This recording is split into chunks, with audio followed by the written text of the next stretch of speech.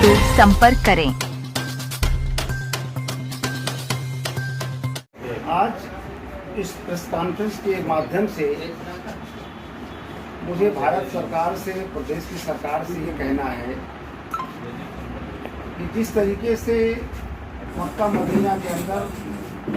भारत से 1,40,000 20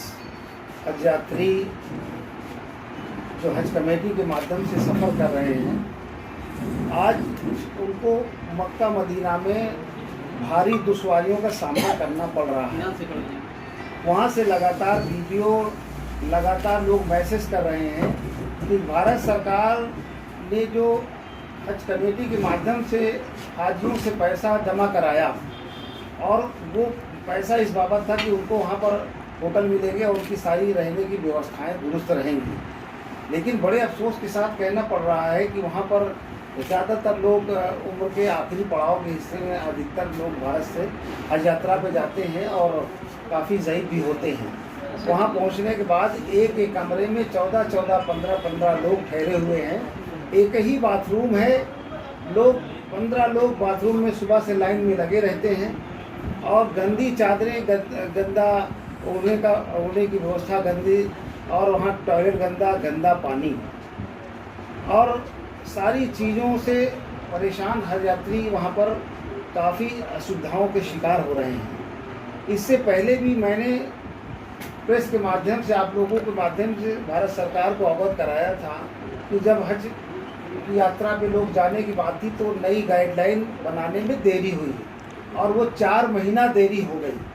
4 महीने तक जब हज कमेटी की गाइडलाइन नहीं जारी हुई तो हमने आपके माध्यम से, प्रेस के माध्यम से भारत सरकार को पत्र लिखा और हमने उनसे आग्रह भी किया। खैर उसके बाद गाइडलाइन जारी हुई, लेकिन तब तक ये हज की सारी प्रक्रिया में हम 4 महीना लेट हो गए। ऐसे में जो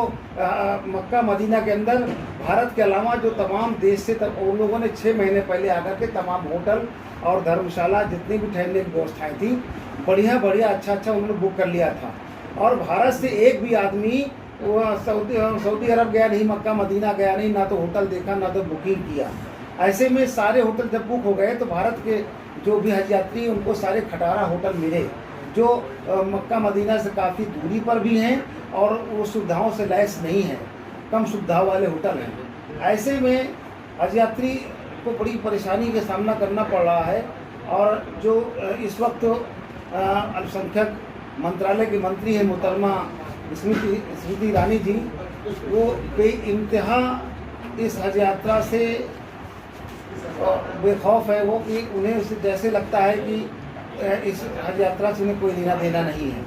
एक तो उन्होंने गाइडलाइन देरी जारी किया, दूसरी बात ये कि अपने लोगों को भेजा नहीं कि आप लोग जाइए वहाँ होटल बुक कर लीजिए या कि लोग जाएंगे। और जैसा कि मैं बता दूं कि हमेशा हज यात्रा में जाने वालों के लिए सीटें कम पड़ जाती थी, जो कोटा होता था वो कम पड़ जाता था, लोग परेशान हो जाते थे, कोटा नहीं मिलता था, प्राइवेट जाते थे।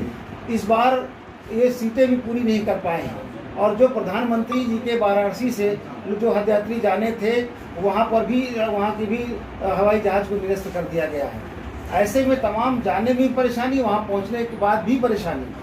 तो मुझे ऐसा लगता है कि जब से 2016 से तक जो ये विभाग था वो विदेश मंत्रालय के अंतर्गत कार्यरत था।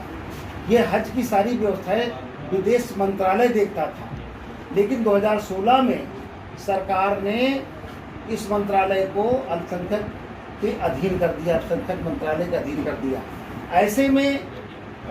ये विदेश की बात थी, इसमें अल्पसंख्यक का कोई लेना देना था नहीं, विदेश में अल्पसंख्यक मंत्रालय से कोई मतलब भी नहीं था। तो इसलिए विदेश मंत्रालय के पास विभाग होना चाहिए ताकि इस बात को समझते और वहाँ उनके अधिकारी भी संबंधित थे, लेकिन एक खेल कर दिया। तब से 2016 से अब तक ये हज यात्रा में इस तमाम तरह की दुश्वारियाँ आने लगी हैं, पहले ऐसी बातें नहीं थी। इसलिए हम सरकार से कहना चाहते हैं कि जिस तरीके से हज को आपने तमाशा बना के रख दिया, हज को तमाशा बना के रख दिया, हज पे जाने वाले लोगों को इतना परेशान करके रख दिया ताकि आने वाले दिनों में जो ज़ईफ़ लोग हैं, जाने वाले लोग 10 बार सोचेंगे। बहुत लोगों ने 30 बार हथियार डाल दिया और फिर इतनी टर्म्स ऑफ कंडीशन हज पे जाने वालों के लिए, इतनी टर्म्स ऑफ कंडीशन सख्त हो गई कि कंडीशन को लोग फुलफिल कर पाने में कामयाब नहीं हुए तो वो हज यात्रा नहीं कर पाए। ऐसे में मैं प्रधानमंत्री जी से अनुरोध करता हूँ कि सबसे पहले स्मृति ईरानी जी को उनके पास से विभाग हटा करके और पुनः